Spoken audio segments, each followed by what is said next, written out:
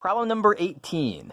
Evaluate the integral of 2x squared minus 10x minus 27 over x squared plus 9 and x minus 2, all of this dx.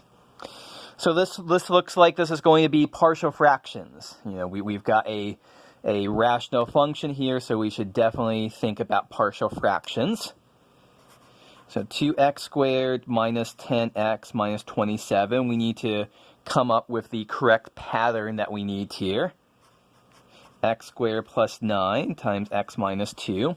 So the pattern is going to be, so we have an irreducible quadratic factor here.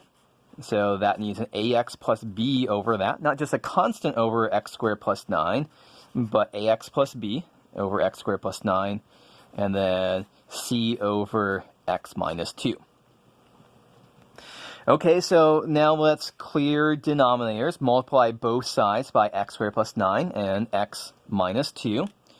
And so we end up with 2x squared minus 10x minus 27 is equal to ax plus b times, so the x squared plus 9s are going to cancel, times x minus 2, plus c times x squared plus 9. Okay, so now we have to figure out what a and b and c are. In order to figure out what c is, a good decision that we can make is to plug in x is equal to 2 in here. So we plug in x is equal to 2. We're going to get 2 times 2 squared is 8 minus 20 minus 27 is equal to something who cares times 2 minus 2 is 0, plus c times 2 squared is 4 plus 9. So what is this over here? So this is going to end up as minus 39 is equal to 13c. And so this simplifies down to c is equal to minus 3. Okay, so we've got one of our constants. To figure out a and b, we can't plug in anything else to simplify everything all the way down. So I think our best decision here is to expand out the multiplication and compare coefficients of different powers of x. So when we do that,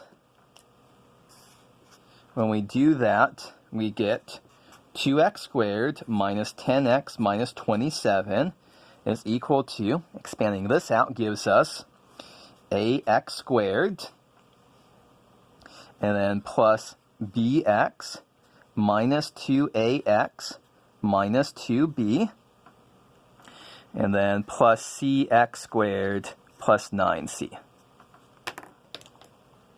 So let's plug in different values of, not plug in different values. We did that already up here. Let's look at the powers of the coefficients of different powers of x. They have to be the same on both sides here. So the coefficient of x squared on the left is 2. And on the right is going to be a plus c. Okay, so what do we end up with? Because we know c is minus 3, 2 is equal to a minus 3. So a is 5. So 2 constants down, 1 to go.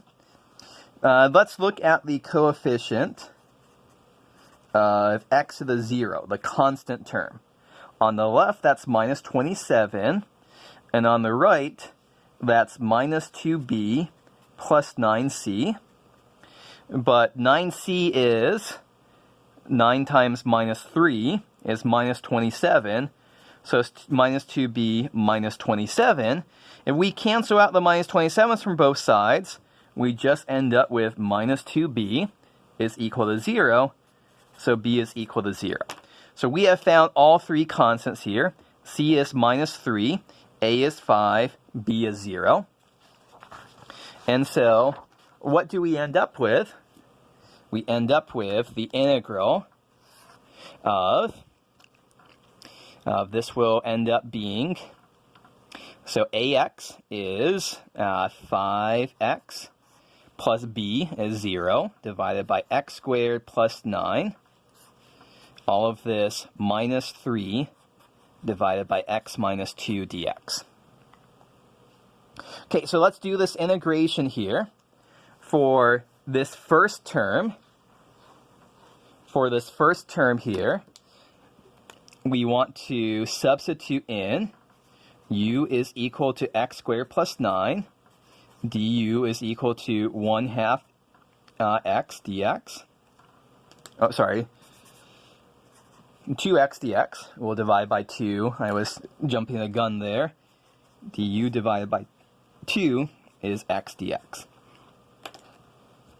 So this integral is going to be 5/2 times 1 over u du. And so that's going to be 5/2 times the natural log of absolute value of u, I guess a plus c.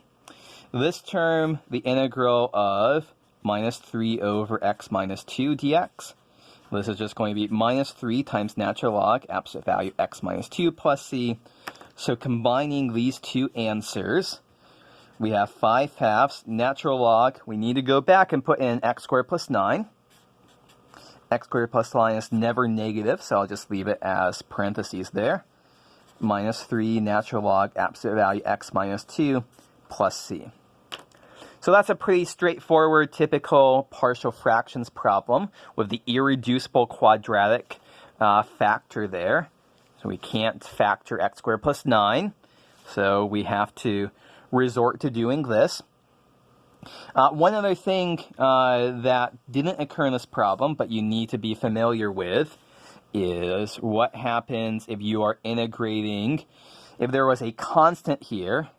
I'm just going to tack in a plus 1 here, and there were a constant here, and you're left with 1 over x squared plus 9 dx. This is going to be an arctangent. So make sure you're familiar with how to work out that.